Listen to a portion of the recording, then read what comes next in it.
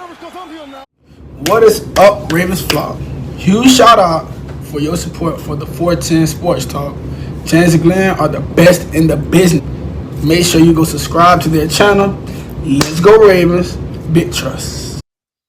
Welcome in, everybody, to another episode of 410 Sports Talk. James Haskell, Glenn Martin, and we are here to continue to talk about the position group battles, give you guys a preview, an insight, in-depth look into what's going on and what you can expect in camp based on each position group within the Baltimore Ravens. So this is number 4 of 10 that we're getting through. We are on to the cornerback room, which certainly will be exciting, and we're really excited to take an in-depth look and give you guys some extra context there. So, Glenn, talk to us. How are we looking as far as number of guys we got on and right now signed to go into training camp, and who are they?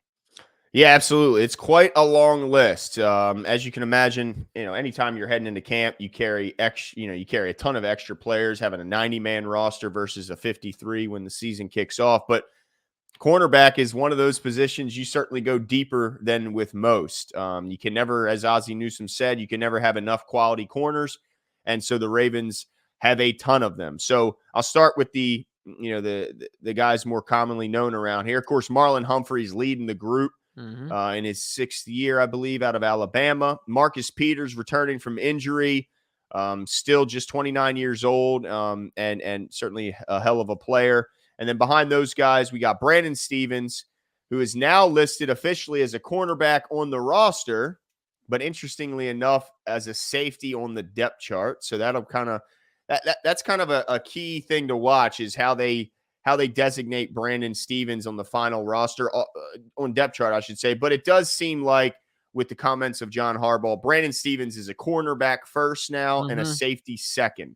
So we got Marlon Humphrey, Marcus Peters, Brandon Stephens, and then after that, you got Jalen Armour-Davis, the rookie.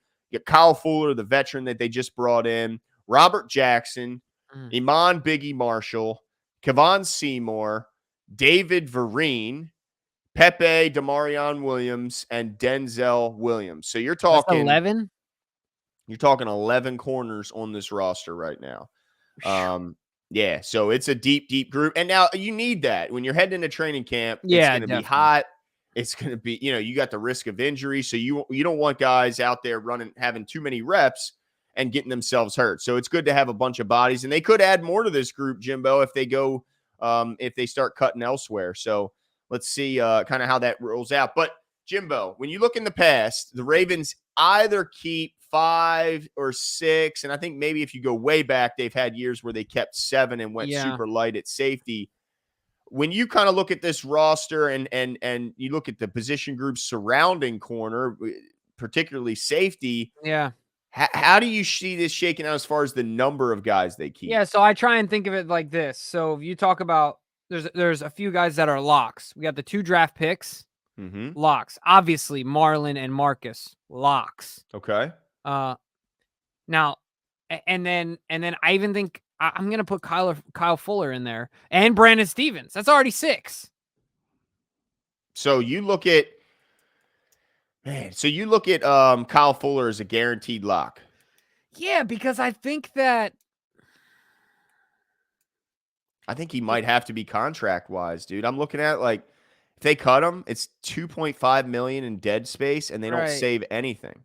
And the one thing that he does, not that other guys can't do it, is he does 2 things. Obviously, he's the most experienced in the slot, but he also keeps Marlon on the outside, which is what we've been wanting for years, right? Not that Marlon's opposed to moving in the slot, and he's actually really good in the slot too. Yeah, but certainly having a guy that's his main role and keeping Marlon outside, I think it's a 2-part benefit to having Kyle Fuller, right? And I think Brandon Stephens showed more than enough last year to where should be considered a lock. Obviously, a 3rd-round pick. It's only his 2nd year. But he also balled out in his own right. Like, yeah, he wasn't perfect. We said plenty of things that we'd like him to improve, but we believe he will improve on those things. And we know he has some ball skills to him based on his tape in college. And he's certainly physically able and plenty athletic enough, like he was able to do last year and demonstrate. So that's 6. Yeah. I don't know if we keep any more than that. I don't know if we can. Yeah, because they got so many daggone good safeties on this roster. Are you going to keep a a corner just because he plays corner, but he's less talented, and then cut a safety Right. just because you have so many safeties? Or is it truly the best player who wins the job, and you find a way, like Mike McDonald said, you find a way to kind of build your scheme around your best players rather than keeping a corner just because he's a corner and cutting a safety who's a far better football player than the corner you kept just because of the position? That's the question. And then, of course, injuries a lot of times change decisions and Yep. make decisions for you. So let me ask you this. While you look at Humphrey, Peters, Pepe, Armour Davis, Fuller, and Stevens as locks, if there were an injury to any one of those guys, who do you look at as a guy, who would be the odds-on favorite to step in for him? Because you got Kevon Seymour, who spent some time here last year. He's a veteran. He's going into, I think, his 5th or 6th year. Mm-hmm. But then you also got a bunch of young guys that I'm sure are going to be hungry. Denzel Williams, David Vereen, and then even a guy like Amon Marshall, who, while we haven't seen much of him, he's been around. He knows the system, knows the coaching staff, and is familiar with the the surroundings. Any chance that, like, who do you look at as the odds on 7th guy? Seymour, we've already heard that he looks good, that he's Mm-hmm. looked good, and I realize it's OTAs and mandatory minicamp, stuff like that, but people have already said that he's the standout. We've already seen tweets about that, and he's looked good. So to me, so far, the front runner of that group, the front runner of the less likely group is Seymour, right? Like, if there's a shot, I think he's got the shot, whether that's injuries or even if he outplays one of these guys. Like you said, contractually, we're kind of in a situation where we're going in with these 6. I know it's got to be tough when you look at that uphill climb. If Yeah. you're a guy like Robert But Jackson, you need some special teams guys as well. However, Mhm. at the end of the day, 6 is 6. Stevens will play special teams, I'm sure, as well. Oh yeah, Because that's the other thing that and obviously these rookies, Pepe and Armour Davis. Jalen, yeah. Yeah, for sure. So I don't know, man. I think that I don't think we go 7. I think 6 is the number, and I think it's those 6. But like you said, if there's one outside, do you see someone different other than Seymour? I mean, I think he's the guy. Well, I think they must like Amon Marshall because he's still here. They see things obviously behind closed doors that we'll never be able to see, and what they're seeing, they must like it because this. I mean, I don't 4th get round it. pick, right? Originally, I and he's been believe injury after so. injury after injury after injury, basically. Yeah, but if he can put it together a healthy camp, then it makes their decision-making process that much harder, because I think you're right. I think it's between – I mean, Robert Jackson's been here for a little bit, so maybe he's got a shot at that spot. But I think David Vereen and Denzel Williams got a real uphill climb to leapfrog those guys to make the team. But again, you never know what will happen when injuries strike, and it could open the door for some of these young guys to take the position. And I think they'll also be quite cautious with certainly with Marcus Peters. It doesn't look like Marlon Humphrey has any restrictions coming back from the pectoral tear, and it is a pec tear, so it's not like it's a lower body injury where he can risk re-injury if he's running a lot. So he's obviously had no issues there, but they're likely to be cautious with Marcus Peters, and maybe that allows a guy an opportunity and he makes a bunch of plays. My own thing is, what if they only keep 5, Jimbo? Because they're going to go deep at safety. They got so many good ones. Yeah, I you don't have know. to, once again. Yeah, so if they're going to cut one of those 6, if one of those 6 you say are locks don't make it, is there anyone else but Kyle Fuller who's got to be the guy? I mean, because he's older. He had a bad year last year.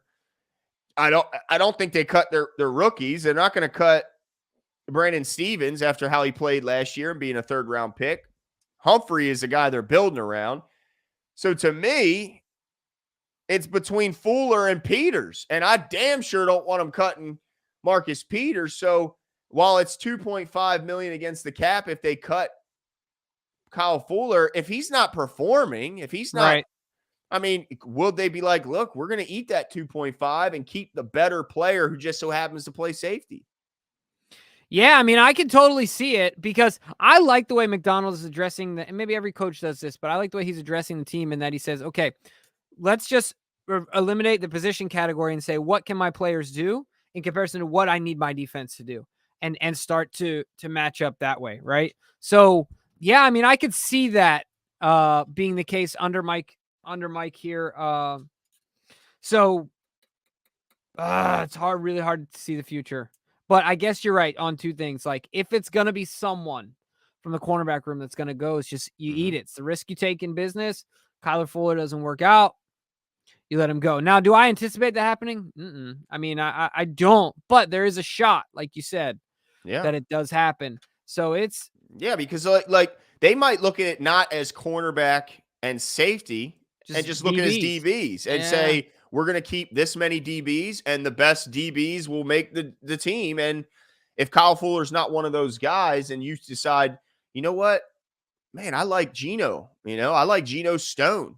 I don't want to cut Geno Stone because of the flashes he's shown, the ball skills he's shown, the fact that he's got a ton of experience back at Iowa playing in the deep zone, and he's got ball skills, he's got instincts that you just can't teach. And so while he may have some physical limitations, I'm going to take my chances with the young guy, and rather than Kyle Fuller, who's certainly on the back end of his career, had a bad year last year, and maybe he doesn't have enough left in the tank to bounce back from that year. So that to me is an interesting position group, and I think Kyle Fuller's better play well, or he could. Of course, I guess this isn't the worst thing to sit and make money because he would be likely getting paid to not play if the Ravens do ultimately cut him. But I think he would find his way at least on the back end of some roster somewhere. Yeah, for sure. But like you said, there's going to be competition at every level, and this is what you want. You want a roster that's built for this. John has always, I think, done a good job at this, of being really good at the bottom, being deep in that, like his second, third, fourth option at each position is still really good football player. And I think that's to the front office, the credit to the front office and the coaching and the players, of course. But man, it's going to be really interesting. Ultimately, Glenn, what is the number for you? I think it's 6. What's the number you see there? Man, I'm so torn, dude. I'm so torn because, man, I look at locks on at the safety spot: Marcus Williams, Chuck Clark, Kyle Hamilton, Brandon. But is Brandon there, or is Tony Jefferson? Because it could come down to Tony Jefferson or Kyle Fuller. I tend to agree with you. I think 6 corners is the ultimate number, but I would not be shocked at all if it's only 5. I would be shocked if it's 7. So I think it's either 5 or 6. I agree 6 is the most likely. But yeah, wouldn't be surprised if it's 5. Yeah, let us know what you guys think. It's going to be really exciting to see. Every day camp inches closer. And as we keep putting these out, make sure you leave your comments below. And we'll talk to you guys soon. See you.